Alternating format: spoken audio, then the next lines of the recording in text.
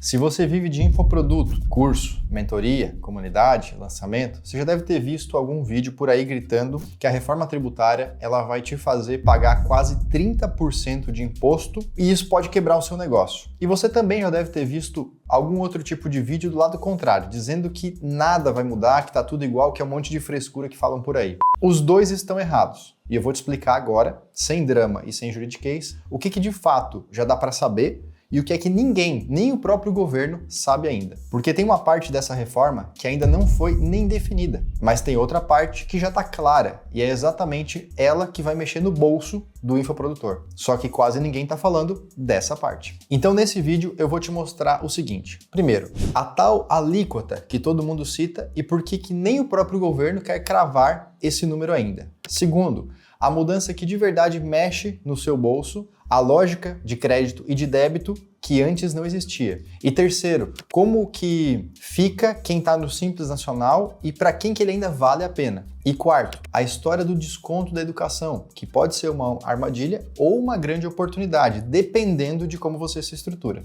E no fim, o que você faz hoje, mesmo com tanta coisa ainda no ar, para não ser pego de calça curta. E olha, se você fatura com curso, mentoria, qualquer infoproduto, presta muita atenção, porque isso aqui é para você.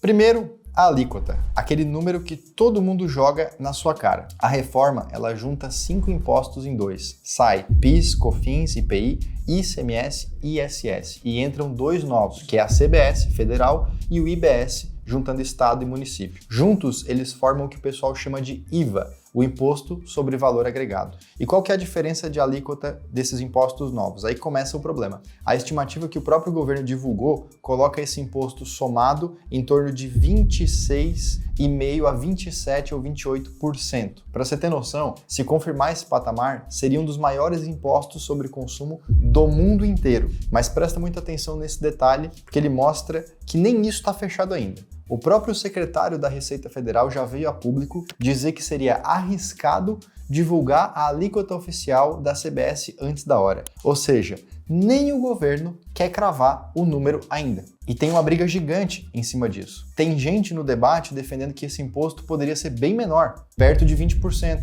Se o governo cortasse a montanha de exceções e regimes especiais que foram criados, sobraria dinheiro para fazer isso. E aqui está um ponto que é pura matemática. Cada setor que ganha um desconto empurra uma alíquota dos outros para cima. E adivinha quem normalmente fica sem desconto e segura a conta cheia? O prestador de serviço, você. Então a primeira coisa que eu quero que você leve daqui desse vídeo é: não toma a decisão desesperada baseada num número que ainda nem foi confirmado, sacramentado. Isso ainda está em discussão. Mas, por outro lado, você também não deve relaxar e deixar tudo de lado porque o caminho ainda não foi traçado. Então, você olha para o cenário e começa a projetar, deixando em branco aquele campo da planilha que ainda não tem os dados específicos. Agora, a parte que de verdade importa para você e que quase ninguém te explica direito. Não é nem o tamanho da alíquota, é a lógica de como ela é cobrada. Hoje, a maioria dos infoprodutores está no lucro presumido. E no lucro presumido, para simplificar, você paga um percentual sobre aquilo que você faturou e acabou. PIS e COFINS é algo na faixa de 3,65%. O ISS depende do seu município, vai de 2% a 5%. Então, é uma conta relativamente simples e fácil de se fazer. O novo imposto, ele funciona de um jeito completamente diferente. Ele é o que se chama de não cumulativo, com sistema de crédito e débito. E aqui tem um detalhe que quase todo mundo explica errado, então presta muita atenção. O crédito, ele não nasce porque você pagou imposto. O crédito vem de quem vendeu para você. Quando você compra de um fornecedor e esse fornecedor, ele destaca o imposto na nota dele e ele recolhe esse imposto, é esse imposto que vira um crédito para você abater depois. Aí quando você vende, você gera o crédito para a próxima pessoa que comprou de você. No fim do mês, você vai pagar o imposto sobre essa diferença de crédito e débito. Parece bom, né? E até é, mas é bom para quem tem muito custo, como a indústria, o comércio, para quem compra muita coisa de fornecedor que destaca muito o imposto. Eles acumulam um monte de crédito e conseguem abater da sua base de impostos. Agora pensa no seu negócio de infoproduto. Qual é o seu maior custo? Não é matéria-prima, é a Meta Ads, é pessoal, equipe, prolabore, comissões. E aqui tem um detalhe que muda tudo. O funcionário fichado CLT que não emite nota, ele não gera crédito destacado em imposto. O prolabore não gera crédito destacado em imposto. A comissão de pessoa física não gera crédito para imposto. Então, como um dos seus maiores custos é gente, é pessoal, e esse pessoal não gera crédito, isso pode te colocar num cenário bem desfavorável. Deixa eu te dar uma imagem para que isso fique claro. Pensa no imposto como se fosse uma grande esponja. A indústria é a esponja cheia de furos. Entra muito crédito, ela absorve e no fim ela solta um pouco de imposto. O seu negócio digital é uma esponja quase sem furo. Entra muito pouco crédito, porque o seu custo principal é gente, é a meta, e então ela não despeja muitas vantagens, você acaba pagando muito imposto. É por isso que a mesma alíquota, o mesmo percentual, machuca muito mais quem é infoprodutor do que uma indústria. Então o problema não é só o número, é a lógica que está por trás dele. Então vamos pensar junto aqui. O que é grande e que realmente te dá crédito para você aproveitar e pagar menos imposto? Tráfego pago, plataforma, software, aluguel, serviço prestado por outra empresa ou PJ que te dá nota geradora de crédito. E o que é que não dá crédito? Justamente o maior custo se você tem vários funcionários na CLT, pessoal. Se isso aqui já está te fazendo enxergar o seu negócio de uma forma diferente que você não tinha pensado antes, faz uma coisa aqui para mim, se inscreve no canal, porque é justamente esse tipo de conteúdo sem juridiquês, direto ao ponto, que eu trago toda semana para te ajudar a proteger o que você construiu. Antes de falar mais da educação, deixa eu resolver uma dúvida aqui que todo infoprodutor tem, que é a seguinte: quem fica no Simples Nacional, muda alguma coisa? Como é que fica?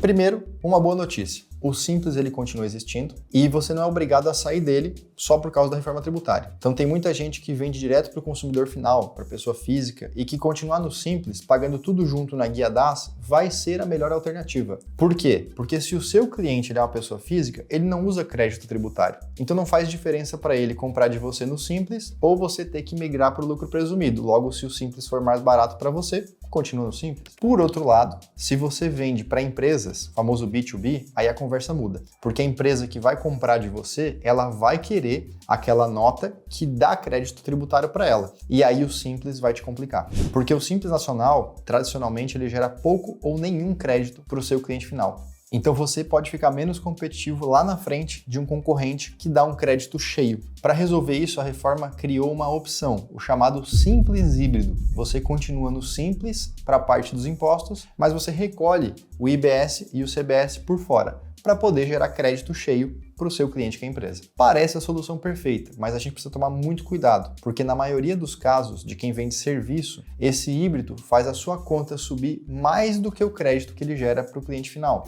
Então nem sempre essa conta compensa. É exatamente esse tipo de decisão que você não toma no achismo. Você faz simulações, avalia os números e com base nisso toma a decisão. E olha o prazo, porque esse prazo ele é curto. Você tem que tomar essa opção de recolher o Simples dessa forma até setembro de 2026 e isso vai contar para todo o seu ano de 2027. Então isso não é para daqui a 5 anos, isso é para o mês de setembro.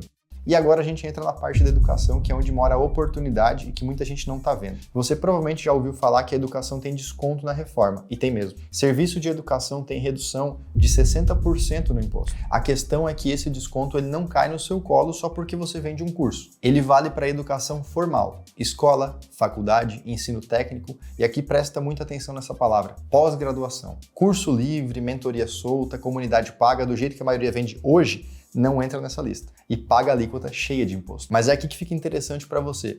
A própria lei, ela coloca a pós-graduação dentro do ensino superior que tem o desconto. Isso quer dizer que existe um caminho. Se o seu conteúdo for estruturado da forma certa, formalizado como uma pós-graduação reconhecida, com a chancela do MEC, você pode passar a ter direito a essa redução de 60% no imposto. Só que aqui não é sobre fingir ser escola, é sobre talvez virar de verdade uma pós-graduação. Então pegar aquele seu curso robusto que já tem profundidade, conteúdo e transformar isso numa formação reconhecida. Isso não serve para todo mundo, isso não é simples de se fazer, mas é para quem tem volume e quer construir algo duradouro. Pode ser a diferença de pagar um imposto cheio ou pagar 60% a menos de imposto. O que eu te peço aqui é, não siga atalhos, não saia transformando tudo num e-book ou numa pós só para fugir de imposto sem a estrutura correta. Isso pode trazer uma multa gigantesca para o seu negócio. Então, o caminho certo ele existe. Ele é baseado em estrutura de verdade, feito com orientação. Se isso faz sentido para o seu tamanho de empresa, é exatamente esse tipo de coisa que vale sentar com a gente, com alguém da minha equipe, para fazer um desenho específico para o seu negócio. Eu deixei um link aqui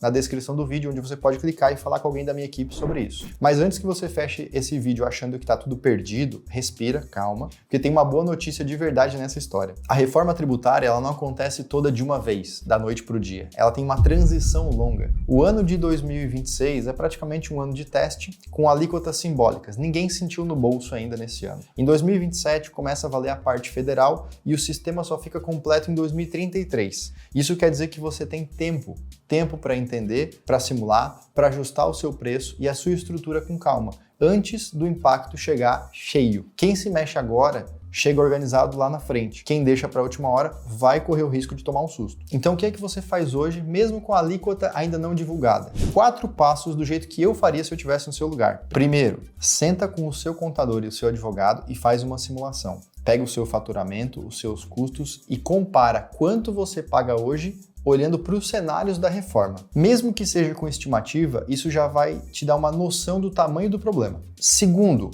olha a sua estrutura de custo. Quanto dos seus custos é pessoal, CLT, que não acredita nada? Quanto disso é insumo com nota, que acredita? E é isso que vai definir o tamanho da sua dor e que tipo de estratégia você tem que adotar. Terceiro, revisa o seu regime tributário. Seja simples, seja presumido, seja simples híbrido, a formalização com a educação ou não, não existe uma resposta única. Existe a sua conta e o seu modelo de cliente e o que vai fazer mais sentido. E quarto e mais importante de todos esses pontos nesse momento, acompanha. Isso aqui ainda está sendo definido. Vai sair número, vai sair regra, vai sair detalhe nos próximos meses. É por isso que esse vídeo ele é só o primeiro de uma série de vídeos sobre a reforma tributária e quando sair a definição da alíquota, as regras finais, eu volto aqui com um vídeo novo te explicando exatamente o que mudou e o que você pode fazer a respeito disso, sem drama e sem juridiquês. Então, recapitulando, a alíquota que todo mundo cita ainda não existe oficialmente, é uma estimativa. E nem o governo quis cravar quanto é. A mudança que de verdade importa para você é a lógica de crédito e débito, porque o seu negócio, se ele gera pouco crédito, ele tende a pagar mais. O desconto da educação, ele não caiu do céu,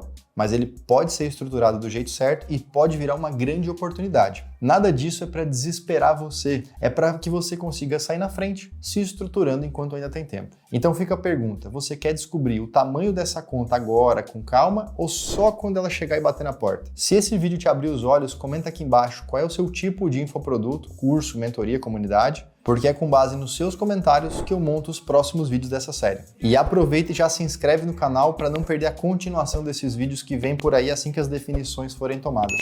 Se você quer que a gente olhe a situação específica da sua empresa, eu deixei um link aqui na descrição desse vídeo, onde você pode clicar e falar com alguém do meu time que vai avaliar a sua realidade e te ajudar num planejamento tributário estruturado. A gente se vê nesse mesmo canal nos próximos vídeos. Até lá, tchau!